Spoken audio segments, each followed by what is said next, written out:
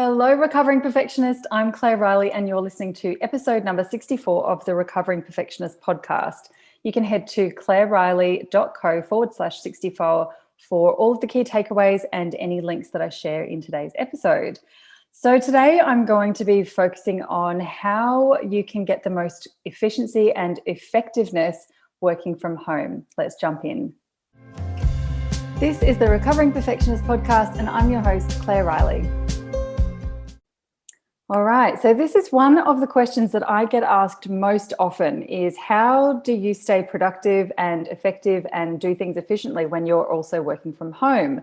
So most of the people who I work with, women who are in service-based business, who are entrepreneurs, usually solopreneurs, sometimes have a small team, which usually are remote as well, that we work from home, and it can be really, really challenging to balance what we need to be doing in our personal and home lives with what needs to be done in our business lives. So I've put together a couple of my absolute top tips, and I hope they are helpful for you.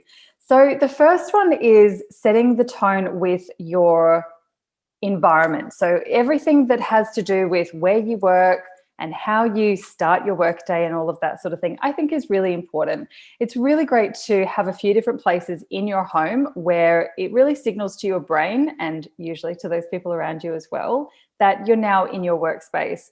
Something that used to drive me a little bit crazy, especially when there were more people in my home, was that because I was working from home, I was always accessible. If I was working in an office in the city as I used to, people would have to think a bit more about whether they were going to contact me, whether the thing they wanted to chat about was important enough to interrupt me at work. But for some reason, that didn't translate to when I was working at home.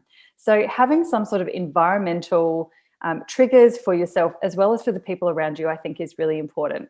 So I actually move around where I'm working when I'm at home, between my dining table, which is also kind of my desk.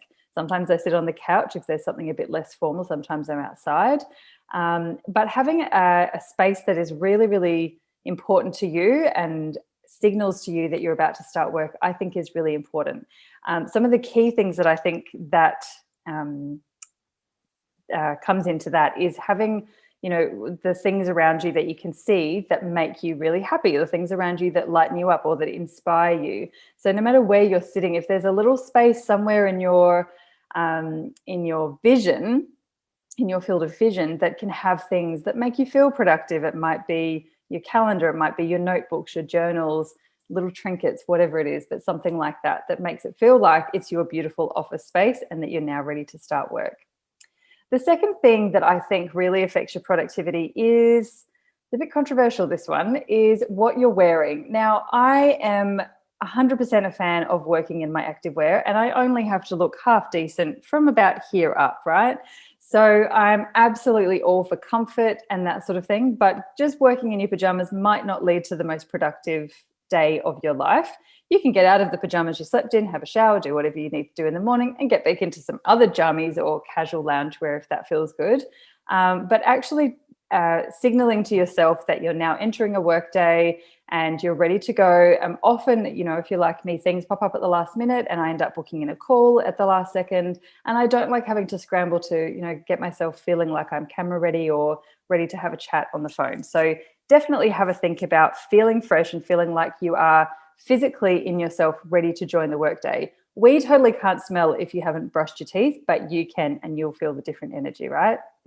So that's the second one. The third one is to make sure that you're staying hydrated and to eat well. So I know in a lot of workspaces, we had those sort of forced break times, and you are absolutely encouraged to get up and go and get yourself a coffee, have your morning and afternoon tea, leave your desk for lunch. Some of us did, some of us didn't, and that's cool. But we definitely have a tendency to just work through, and we finish a task and we'll accidentally just move on to the next one. And then we'll finish that one and we'll move on to the next one. We'll think, I'll just do this last little bit before I go and have some lunch. I'll just do this last little bit. But the more I notice when I do actually consciously look after and plan for how am I going to nourish my body today, the more productivity I get. Otherwise, I can push on pretty hard until about 1:30, 2 o'clock, and then it's all downhill from there. So I definitely try and have my water, my coffee. It's a very important part of it. But also just giving myself permission to get up and have a snack or go for a little wander and have a nice big drink of water or something like that. So absolutely. Also, it helps you to make sure that you're getting up and stretching your legs and moving blood around your body and that sort of thing as well. So the fourth thing is to stop obsessing about hours. This is a really, really big one for me. When I first started my business, and I know for a lot of us, we start our business and we've usually come from a job, and we feel like we have to start work at 9, and then we have to, take our break at 12:30, and then we have to work until 5. And then if we don't do that, then we mustn't be serious about our business, right? Which is just such a load of absolute rubbish. And the more that we obsess about how many hours we are doing and putting in more hours and hustling more and all of that sort of thing, is that we end up overworking but not being very productive.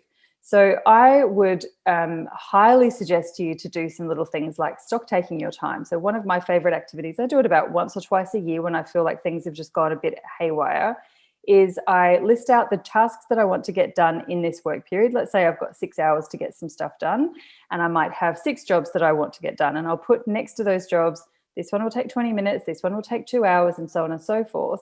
And then I work through them, but I actually take note of the time that it actually takes me. And this is a really interesting reality check most of the time, because the jobs that we think are going to be really quick end up blowing out and taking a lot longer.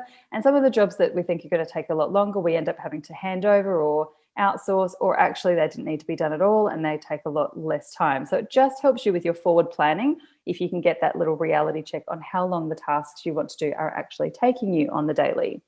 The other thing is to not fill up all of your hours. So if you have 6 hours, give yourself maybe 3 hours of actual work to do.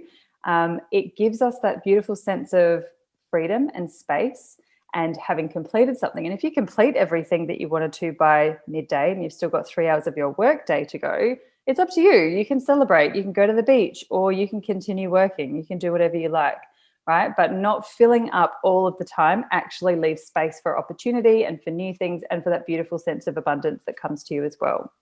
So that's the second last one. The very last one is to keep it fun, right? Depending on your brand and your delivery and how you are and what sort of business that you're actually running, it's completely up to you how much fun and chill and all that sort of thing. But you're working from home. You get to make the rules. If you want to have music on in the background, you get to have music on in the background. I have these beautiful rituals in the morning where I always have music playing and my diffuser on. Sometimes it's a candle, but usually it's just some essential oils in the diffuser.